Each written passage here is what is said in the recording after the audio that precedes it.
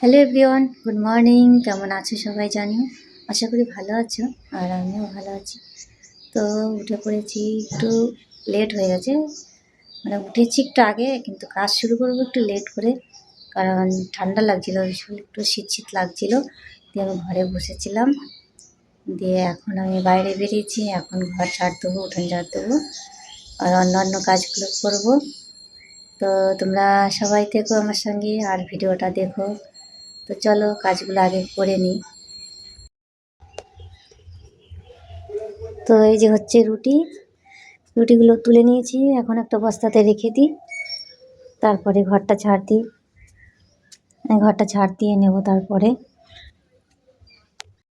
তো এই যে উঠোন ঝাড় দিয়ে, ঘর ঝাড় দিয়ে, অন্যান্য কাজ করে, তো গ্যাস মুছে, এই যে থালা বাসন ধুয়ে নেওয়া হয়ে গেছে, সব কিছু হয়ে গেছে। এখন রান্না করব। তো রান্না করব, তারপরে সকালের কাজ হবে, তারপরে আবার দুপুরের কাজের জন্য আবার, মানে দুপুরে রান্না বান্না করার জন্য আবার সেই কাজগুলো গোছাতে হবে। তো চলো আগে রান্নাটা করি, তারপরে সকালে খাওয়া দাওয়া করি, তারপরে অন্য কাজ করব। আর এই দিকে দেখো, এই যে হচ্ছে চিড়ে ভাজা, মানে অনেকটা মুড়ির মতো লাগছে, কিন্তু না মুড়ি না। ভালো করে বোঝা যাচ্ছে কি? হ্যাঁ, বোঝা যাচ্ছে। এটা হচ্ছে চিড়ে ভাজা। তো এই চিড়ে ভাজাটা এনেছে, কালকে রাতে এনেছে। তো আমার রাখা হয়নি কোনো কৌটোতে।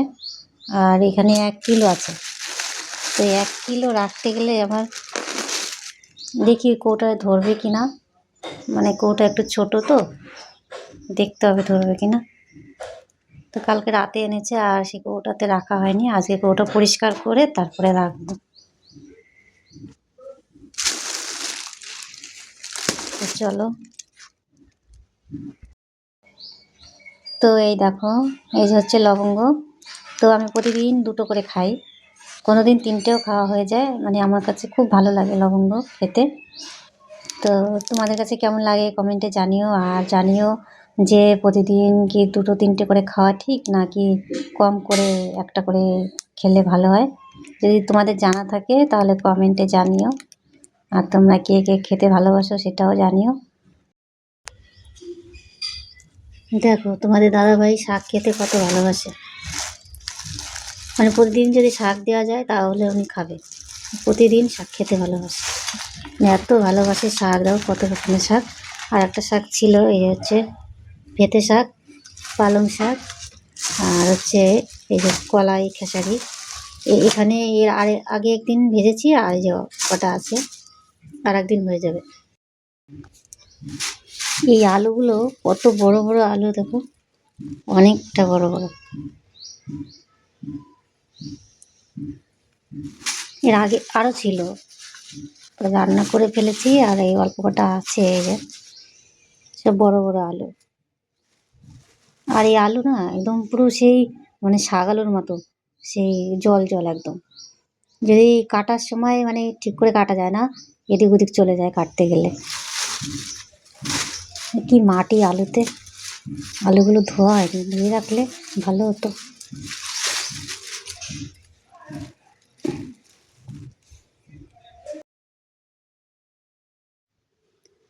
তো এইদিকে দেখো, আমি গরম জল বসিয়েছি একটু, মানে জলটা একটু উষ্ণ উষ্ণ গরম হবে, তারপরে নামিয়ে নেব।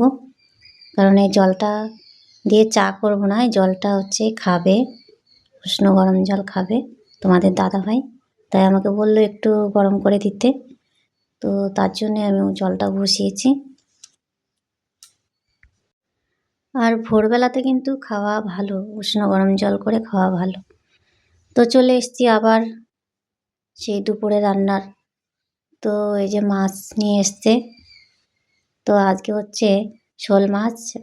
শোল মাছ কিন্তু বেশি বড় না, ছোটোই।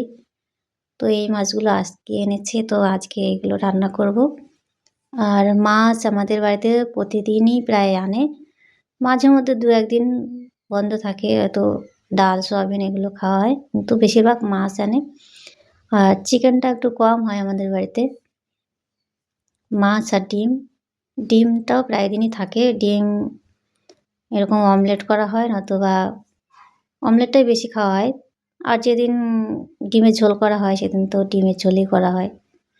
সবার জন্য। তো আমি একটা মাছটা ভাজবো তার আগে একটা ডিম অমলেট করে নিলাম।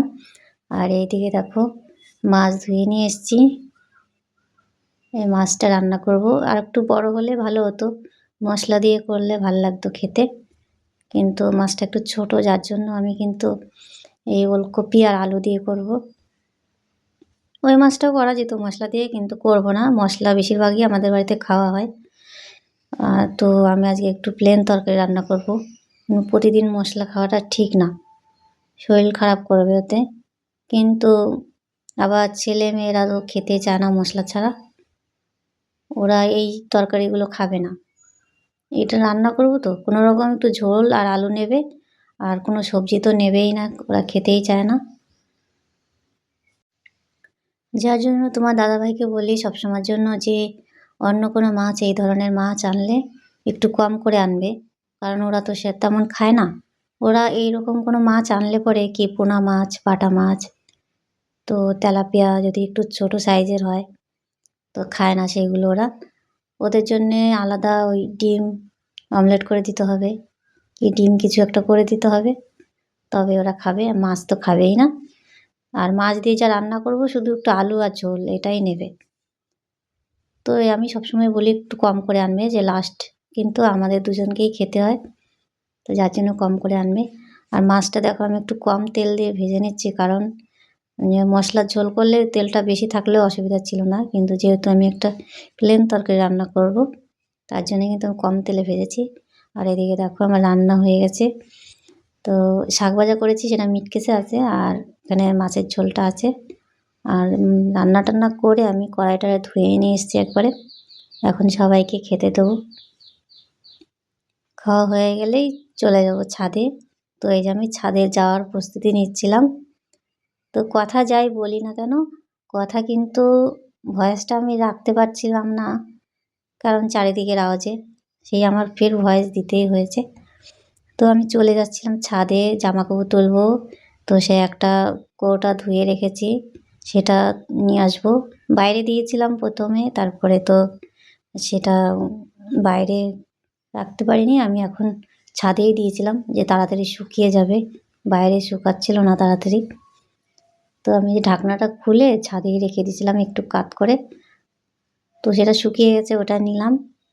তারপরে চলে এসেছি রাতে, এই যে চলে এসেছি রাতে না, মানে চলে এসেছি তারপরে আমি সন্ধ্যের পরে এই শ্যুটটা নিয়েছি, যে সন্ধে টন্ধে দেওয়া হয়ে গেছে। এখন ভিডিওটা শেষ করব, তোমরা সবাই ভালো থেকো।